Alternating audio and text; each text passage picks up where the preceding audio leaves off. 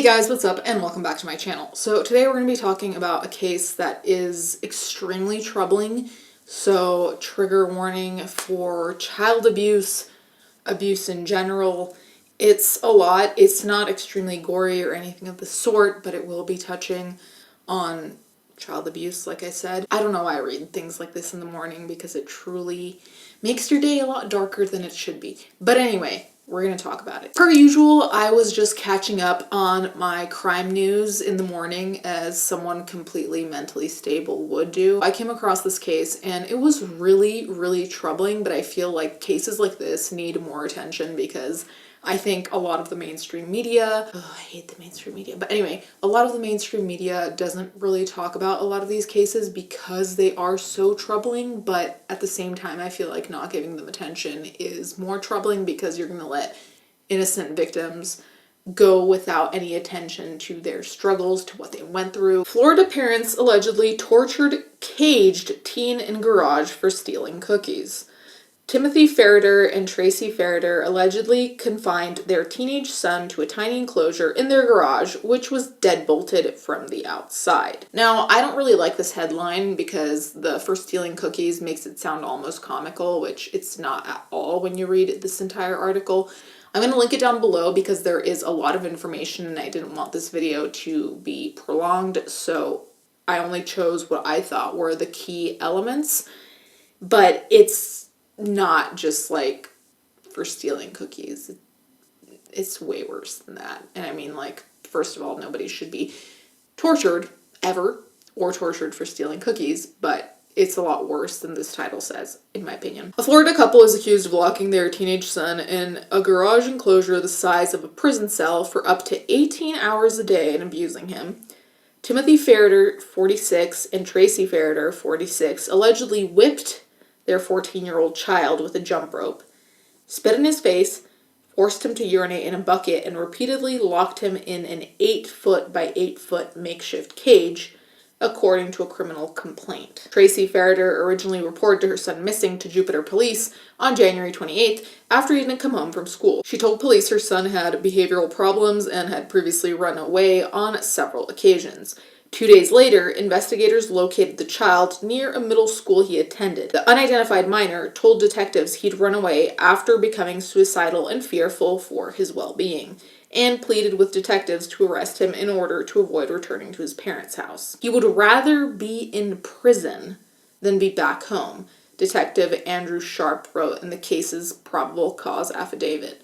The child, who said he was barred from entering the main part of his parents' home, claimed he was routinely and forcibly confined to the garage structure, which was deadbolted from the outside, for lengthy periods of time. The child said he was freed from the enclosure each morning to attend school, but was forced back into the deadbolted room after classes. When asked how much time he spent in the 8x8 enclosure, the boy stated, "A lot." He claimed the longest he'd been locked in was between 16 and 18 hours. I'm not really sure what my reaction is supposed to be here between disgust and pure rage, but this is exactly why I say people are not destined to be parents. Some people should never be parents. People like this should specifically be shipped off to an island and left there with a one-way ticket. No matter what kind of behavior this son exhibited, this is not the solution.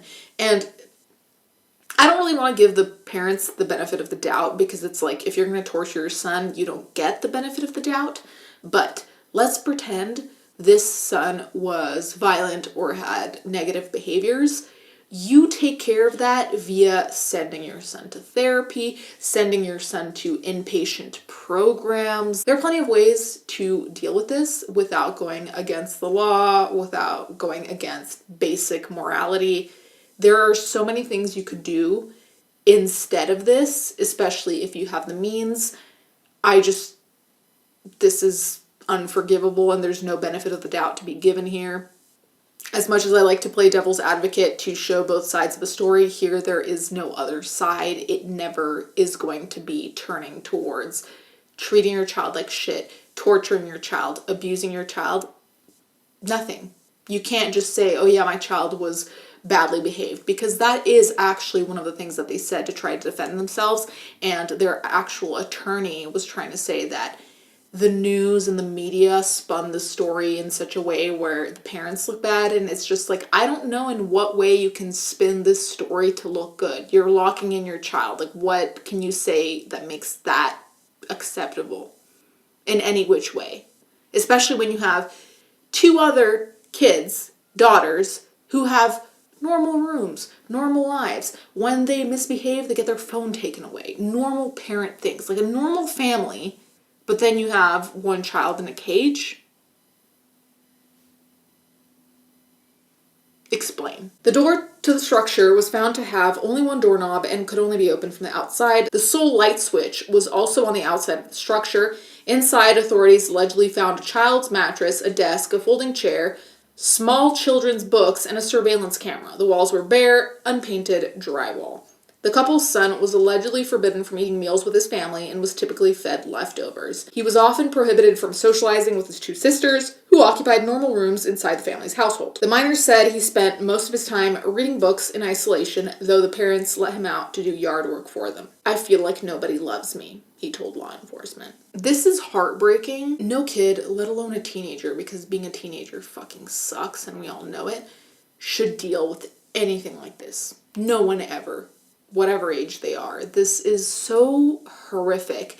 And to feel like nobody loves you and to prefer to be arrested than go back home. I might be biased, but I think these parents need life. Life in prison. That's it. Because this kind of crazy abusive shit is not something you're going to get rid of, let alone get rid of when you're almost 50 and this is basically your mentality for like, what, the first 50 years of your life? I don't know if that can be reformed. And honestly, I don't want to run the risk of another child having to deal with this. And even their daughters who are apparently treated better, when is that going to change? Is that going to change when they do something too wrong that you don't like and taking away their phone isn't going to work anymore? I'm afraid. I'm afraid, and I hope these people go away for good because there are certain things I just don't think you can fix. And that might be pessimistic or whatever, but it is what it is. Thousands of home surveillance recordings seized from the Florida couple's home further depicted the couple abusing their son, according to police. In one video, the couple threw the boy's mattress against the wall, took all his covers, and locked him in the cell-like enclosure after he supposedly was caught stealing chocolate cookies. During police interviews, the boy's two sisters also corroborated the disturbing allegations of abuse, according to the criminal complaint. If you can't tell, this shit really grinds my gears. It's not exactly clear when the makeshift cage was built in the garage or how long the Florida couple's son had been confined to the structure. A carpenter, however, who claimed he'd been hired by the Ferreters in December 2021 to build the garage enclosure and had previously tipped off the police after becoming suspicious of the family's strange build request.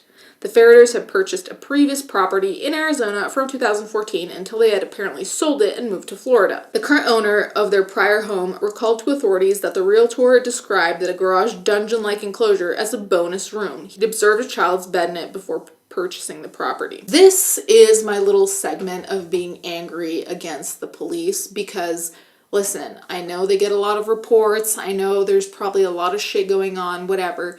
But if you hear that there's an enclosure in someone's house that seems like a dungeon, let alone one that a carpenter becomes suspicious of to the point of reporting it to the police, if there's a dungeon-like enclosure where there's a mattress, a child's mattress, maybe follow up on that ASAP. Don't wait on it. I feel like there's a lot of negligence here from the police, but what's new? I just become irate when I see that there are situations that could have been not necessarily prevented because these parents are obviously out of their goddamn minds, but if there are situations that could have been helped earlier via people providing tips, which was done here, and they weren't, that makes me angry, to say the least, because a child was put in danger, was abused for years because nobody followed up. Nobody cared to check of a dungeon-like enclosure in someone's house. Like, are we fucking kidding here? So there's a little more in the article. Like I said, I'll link it down below. The person defending the parents is basically saying that the story is misconstrued. I don't know how you can really misconstrue having a dungeon for your child and leaving the child in there for 16 to 18 hours and taking away their mattress and not letting them have food. But if there's a way you want to spin that, try, but no one's gonna buy it because it's bull. This was absolutely horrifying to read about, and I'm kind of surprised that I haven't heard about it anywhere else. Maybe it will blow up in like a day, a week, who knows, but it was so disgusting to me that I felt like I needed to talk about it because I'm in a rage about it. It's one of those things that makes you want to scream and cry at the same time because no child deserves that, and people like this should never be parents, or actually shouldn't just be on the streets generally, should just be like locked in a cave on an island, left to their own devices, in my opinion. But anyway, you guys can let me know what you think in the comments down below. Let me know if you think there isn't enough coverage on stories like this, and I understand why there isn't, in a sense, because it is deeply disturbing, but at the same time, just because it's disturbing, we can't ignore victims. Thank you guys so much for watching. Thank you to my patrons as always, and I'll catch you guys next time.